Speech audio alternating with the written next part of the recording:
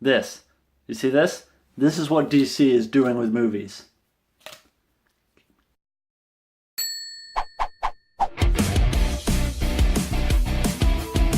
Hi again, I'm Ryan, your host of The Toast, and we're going to do a twofer this time. We're going to talk about Murder on the Orient Express and Justice League. Now, I wasn't really going to do a video about these movies because everyone's doing videos about these movies, but something miraculous happened when I went into the theater. Murder on the Orient Express, full theater, packed. Justice League, maybe a third full? I know, it just left me quite chuffed that people turned out to see Kenneth Branagh and not shirtless Jason Momoa. Or Wonder Woman's butt. Seriously, there's a lot of butt shots. You can really see the difference between male and female direction. But I can see why everyone turned out for Kenneth Branagh and Murder on the Orient Express, because it's a damn good movie. Sure, if you're familiar with the Agatha Christie story, of course you know how this is going to turn out, but it's still enjoyable to watch. You have a great cast performing a really well-known piece of literature. I mean, in this film there's some shots of the train alone pulling out stations in these amazing countries, and it's just beautiful. Speaking of beautiful, that moustache. Wow. Kenneth Branagh is Hercule Poirot,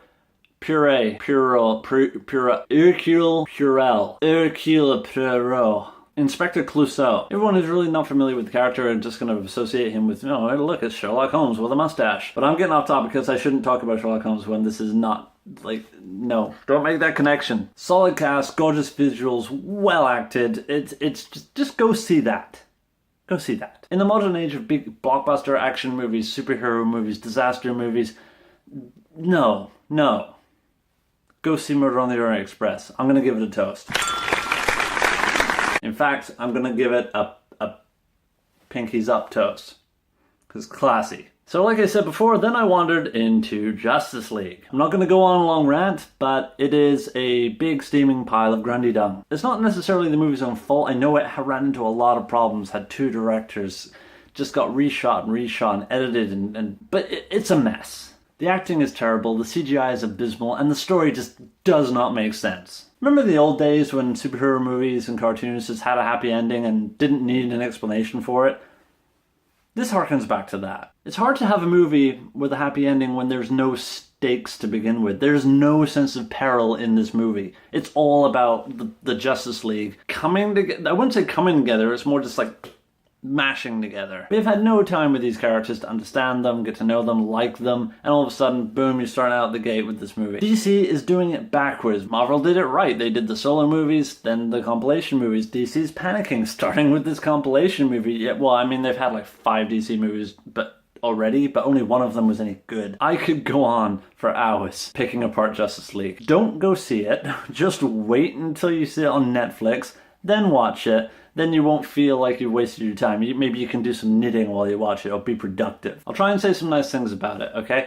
I really enjoyed Danny Elfman's Batman score, and even John Williams' little Superman score. They subtly pasted them in. Musical cues really do get a rush out of me, and I can't give the movie credit for that because all they're doing is picking exciting things from previous movies, putting them in here, and hoping you won't notice. My excitement comes from the nostalgia of the old movies, not the fact that they put them in this one. This isn't your original score going in here that's giving me goosebumps. Ben Affleck Batman, not a bad Batman by any means. It's obvious that Affleck just wants out, and I can't blame him. In fact, it looks like he's walking around in just like a bubble wrap suit for most of the time. He looks just too chunky to be effective and do anything. So the design is...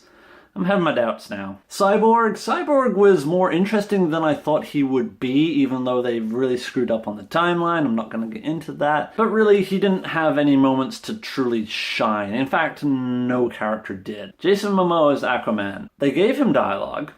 In the trailers, you get, yeah, my man, all right. In the movie, you get more. You do get more. Nothing worth hearing, though. I've got nothing against Jason Momoa. Jason Momoa is absolutely fine. But wow, he was poorly written.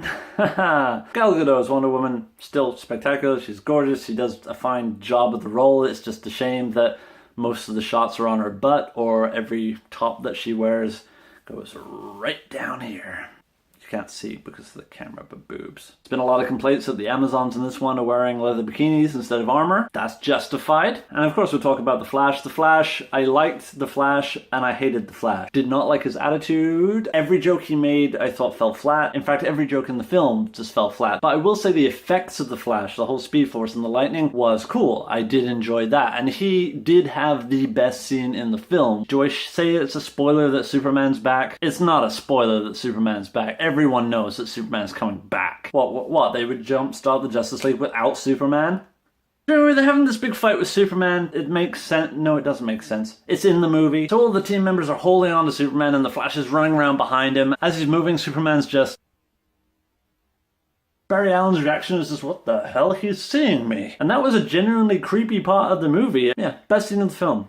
By far. Not saying much because it was pretty much the only scene that I remember. Superman, what can we say about Superman? Nothing much. There's nothing to him. I mean, I enjoyed that he was a bit more chipper in this one. He was a bit more truth, justice in the American way. Same with his outfit, was a bit more colorful. Well, okay, fine. Let's talk about the color retouching. Every scene in this had its color retouched and it is offensive to the eyes. They're trying to be a Marvel movie, bumping up the bright colors. When you're making a film, things are specifically the color they are for camera. When you're doing all this stuff post, it doesn't look right. Just one of the many problems the film had and why it's a mess and why I'm gonna give it a piece of soggy bread. Ew. It's just not good. I'm sorry. I'm usually right there, first in line for a superhero movie when it comes out. This one, did not care. Wait until Sunday. It was a Sunday movie. That should be the rating you get. A Sunday movie. It's too late to change my rating system. I might do that when I got everything back up and running. This is a rough video. I wasn't gonna do a video. Anyway, I just really wanted to make this comparison of the two movies. Murder on the Orient Express, Justice League. Good movie, bad movie, full theater, barely attended. I really should have used this time to sing more praises about Orient Express. Really enjoyable, it's really good. I've already said all this. But if you want me to say more, you should just check out my other videos. Click away and I will catch you next time. This is a DC mug because I'm reviewing a DC movie. Cheers! Grasping at straws. That's what I was doing at the start of the video. Did you get that? Straw. Grasping at it. You don't need to be Hercule Poirot to figure this out. But it does help to have a mustache.